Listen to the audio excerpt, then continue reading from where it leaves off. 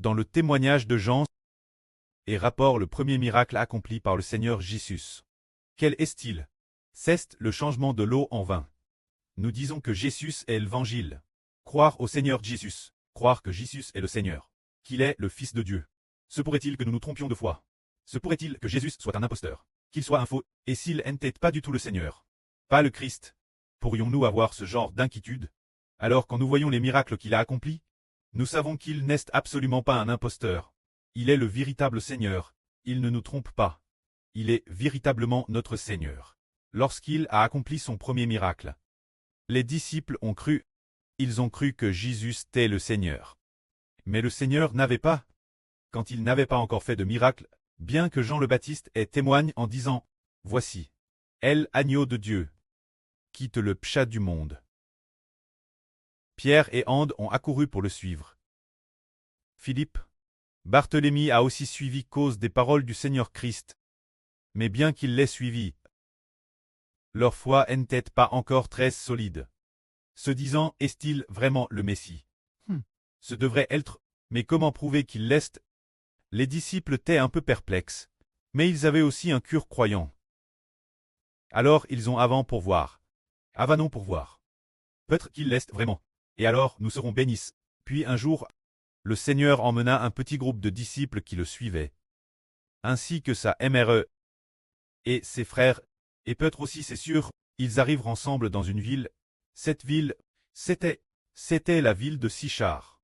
Cet endroit, il y avait ce moment tel, un banquet de noces qui se tenait. Il semble que le Seigneur, la mère du Seigneur, était peut-être une parente de lait de ce banquet. Ainsi, le Seigneur et ses disciples vinrent aussi participer au banquet. Au cours du banquet, il n'y eut plus de vin. Le vin avait déjà été bu par les invités.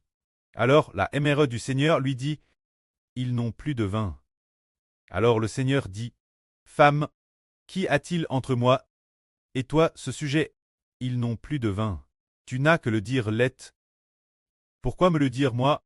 Dis-le au maître de maison. Dis-le au mari. » Mais le Seigneur dit encore, « Car mon heure n'est pas encore venue. » Le Seigneur considérait que le moment de révéler son identité n'était pas venu.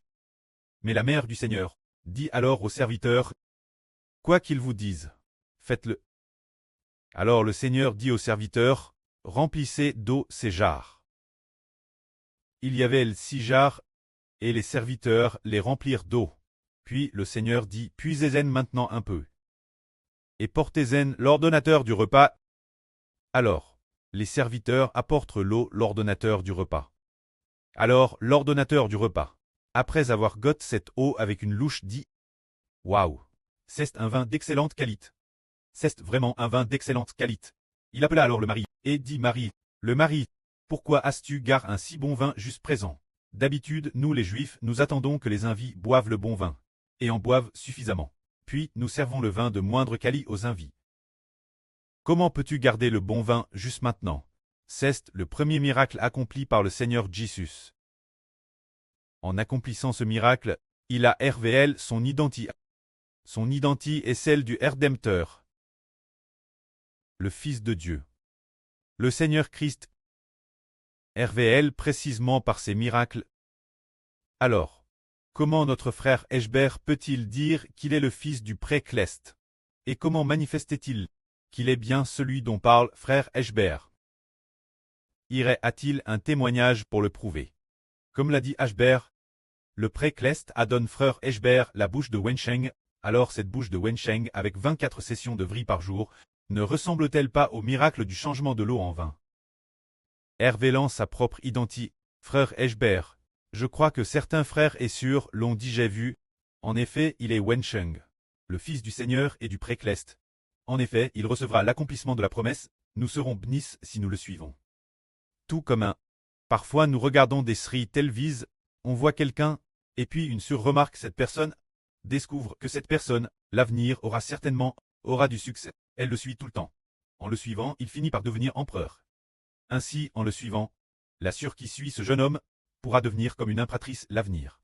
Alors, nous devons avoir les yeux ouverts pour le suivre ensemble, pour bâtir Israël ensemble, et l'avenir devenir roi ensemble. Que la gloire soit auprès et au Seigneur. Amen.